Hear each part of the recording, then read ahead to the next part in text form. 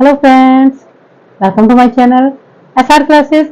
SR classes में आप सबका तहे दिल से स्वागत है।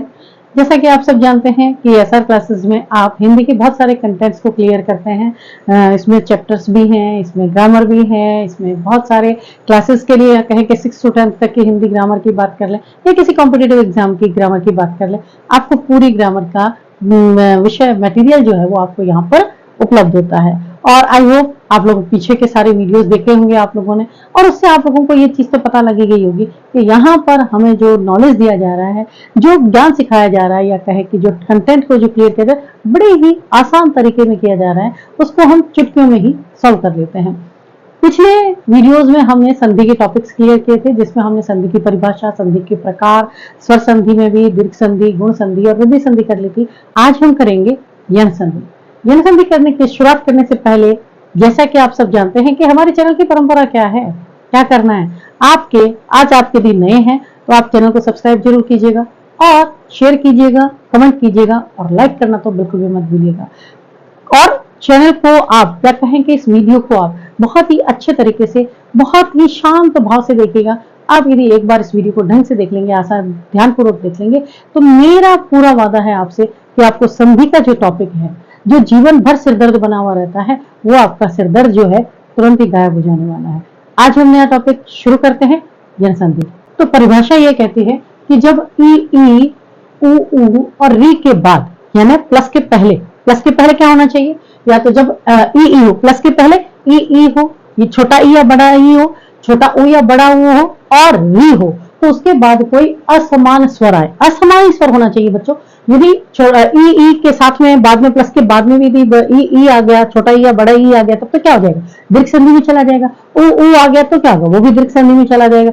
लेकिन हमारी यन संधि ये कहती है कि छोटे प्लस के पहले हमारे पास ई या ई हो, छोटा ऊ या बड़ा ऊ हो, या री हो, और प्लस के बाद में हमारे पास यदि असमान स्वर आता हो, कुछ भी आ सकता है, ई के साथ में आ सकता है, आ आ सकता है, इसी प्रकार से ऊ आ सकता है, और कोई भी असमान स्वर आए, तो वहां पर ई को य बन जाता है। ई को क्या बनेगा, य बन जाएगा, ऊ को व बन जाएगा, और री को र हो जाएगा। एक बार फिर से ऐसे ध्यान से देखें आप, जैसे मैंने डायग्राम से समझाया कि ई जब प्लस के पहले हमारे पास ई हो और बाद में यदि कोई भी स्वर होता हो, तो क्या बन जाएगा, ये यहाँ पर ई को य बन जाएगा, ऊ को व बन जाएगा, और री को र बन जाएगा। समझ में आ गया होगा। एक बार फिर से ध्यान से समझें कि जब हमारे पास प्लस के पहले कोई भी ई हो, ऊ हो या री हो, तो ई को य, और बाद में उसके बाद कोई भी असमान स्वर आता हो, तो ई को य बन जाता है, ऊ को व बन जाता है, और री को र बन जाता है। हमारी एक ट्रिक के तौर पे यदि हम बात करें तो आप ये कह सकते हैं य व र।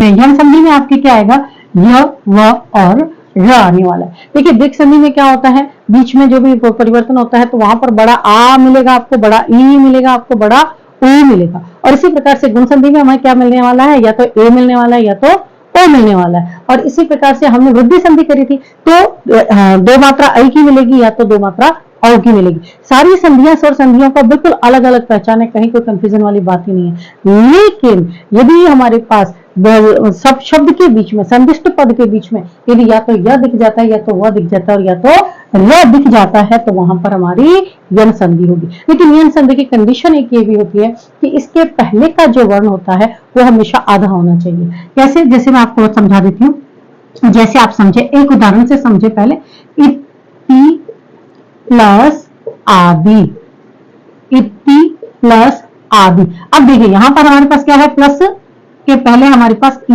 अब ये ई को यदि हम निकाल देते हैं तो हमारे पास क्या हो जाएगा, ई और फ हो जाता है। अब इसके बाद हमारे पास प्लस के बाद क्या आया, असमान स्वर आया हुआ है आ।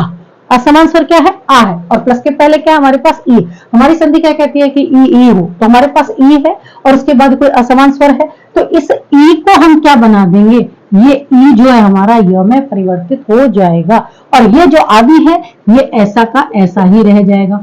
अब हम क्या करेंगे, ये ई है हमारा, ये त है, ये त तो हमारा हलंत है, तो इसलिए ये आधा ही हो जाएगा, और ये य के साथ हमारा ये जो आगे का प्लस के बाद का जो स्वर है वो उसमें मिल जाएगा, तो हमारा ये बन जाएगा या इत्यादि। ये हमारा इत्यादि। तो इसलिए हमें क्या करना है बच्चों कि यह आना चाहिए, लेकिन इसके पहले का जो भी वर्ण है वो हमेशा आधा होना चाहिए। इत्यादि जैसे आप कर सकते हैं, यद्यपि, और प्रत्येक, ये मैं आपको डिटेल में और उदाहरण समझा देती हूँ कि ये देखिए, ये आया यद्यपि, आप जैसे ऐसे नहीं लिखते हैं आप, या तो ये मैं आपको एग्जांपल और डिटेल में बता देती हूँ और बहुत सारे एग्जांपल्स देकर के आपको समझा देती हूँ कि किस प्रकार से हमारे पास यह आना चाहिए, लेकिन उसके पहले का वर्ण जो है वो क्या होना चाहिए, वो हमेशा आधा होना चाहिए। अब हम इसके एग्जाम्पल देख लेते हैं। हमने परिभाषा में पढ़ा था कि ई या ई, छोटा ई या बड़ा ई, छोटा ऊ या बड़ा ऊ और री के बाद कोई भी असमान स्वर आता है तो ई को य बन जाता है, ऊ को व बन जाता है और री को र बन जाता है। तो यहाँ पर देखें आप, यदि प्लस अपि, यदि प्लस के पहले क्या है हमारे पास ई स्वर मिलाया, ई स्वर है और इसके बाद में हमारे पास असमान स्वर आ है, तो हमारे इस ई को हमने क्या बना दिया, यह बना दिया। और मैंने कहा था कि जो भी हमारा यह होगा उसके बाद क्या आना चाहिए, कोई भी आधा वर्ण अवश्य आना चाहिए। तो यहाँ पर ये द क्या है, आधा है, ये हलंत है तो ये क्या है, आधा है। और इसी प्रकार से अति अंत, यहाँ पर प्लस के पहले हमारे पास क्या है, ई है और यहाँ पर ये ई को यह बना दिया गया और उसके पहले हमारे पास द क्या है, आधा वर्ण है। इसी प्रकार से परिआवरण, ई है और उसके बाद असमान स्वर है तो ई को हमने यह बना दिया है और ये र जो है ये क्या है, ये हमारा आधा है। इसी प्रकार से वी अर्थ, वी में ई मिला हुआ है, इस ई को हमने यह बना दिया है और ये व जो है वो क्या बन गया है, आधा अक्षर आया है। इसी प्रकार से वी आपक है, यहाँ पर हमने क्या कर दिया, वी ई व को अलग कर दिया तो ये व तो आधा आ गया, ई को हमने य में परिवर्तित कर दिया, ये आ जो है इस य में मिल गया तो ये बन गया हमारा व्यापक। नी प्लस यून, इसी प्रकार से ये हमारा न्यून बन गया है, ई को यह बना दिया और ना हमारा आधा हो गया। अति प्लस अधिक में ये हमारा ता जो है ये आधा आ गया और ई को हमने यह में परिवर्तित कर दिया तो ई को यह बना दिया। इसी प्रकार से ऊ को वह बनाया, ऊ है और इसको ऊ को हमने क्या बना दिया, वह और इसके बाद आधा अक्षर है, ऊ है, इस ऊ को हमने क्या बना दिया है, आ बना दिया और ये ध क्या है, आधा अक्षर है। इसी प्रकार से ये सु है और यहाँ पर ऊ को हमने वह बना दिया है और ये स जो है हमारा आधा वर्ण हो गया है। इसी प्रकार से अनु प्लस अय, क्या बनाया, ऊ को हमने वह बना दिया है और ये न जो है ये आधा हो गया और हमारा बन गया अन्वय। इसी प्रकार से अनु एक क्षण, ये अनु, ऊ को हमने क्या बना दिया, वह बना दिया है और ये न जो है हमारा हलंत हो गया तो ये क्या हो गया, आधा अक्षर हो गया है। तो ये चीज हमें हमेशा दिमाग में रखनी है कि देखिए अब यहाँ पर हमारे पास प्लस में क्या है, सॉरी यहाँ पर हमारे क्या शब्दों में हर कहीं पर यह आ रहा है या क्या हमारे पास वह आ रहा है। और इसी प्रकार से देखिए यहाँ पर पितृ प्लस आज्ञा, री को हमने क्या बना दिया है, र बना दिया, ता तो है पितृ, री में से री को निकाल दिया तो हमारा ता बच गया और इस री को हमने किससे बदल दिया, र में बदल दिया तो र हमारा आधा होता है तो ये हो गया हमारा पित्राज्ञा। और इसी प्रकार से मातृ प्लस आज्ञा, यहाँ पर क्या है, री को र को ता को बाहर निकाल दिया, री को मैंने र में परिवर्तित कर दिया, ता आधा हो गया और उसमें र पूरा मिल गया और इसके बाद ये आज्ञा मिल गया तो हमारा बन गया मात्राज्ञा। पितृ अनुमति तो बन गया हमारा पित्रानुमति, मातृ अनुमति तो हमारा बना मात्रानुमति। इसी प्रकार पितृ उपदेश बना पितृपदेश और इसी प्रकार मातृ उपदेश बन गया हमारा मातृपदेश। तो याद रखें बच्चों कि हमारी दीर्घ संधि में हमेशा बीच में अब बड़ा आ, बड़ा ई, बड़ा ऊ आने वाला है और बड़ा री आने वाला है और गुण संधि में ए और ओ आने वाला है और अर आने वाला है। और इसी प्रकार से वृद्धि संधि में दो मात्राएं आने वाली है और यहाँ पर हमारे पास क्या आने वाला है, यह आने वाला है, वह आने वाला है या कि लेकिन इसके पहले का जो वर्ण है वो कैसा होना चाहिए, वो आधा होना चाहिए। इसकी ट्रिक्स और टिप्स बताई हुई है कि आपको देखते ही शब्दों को कैसे पहचानना आ जाए।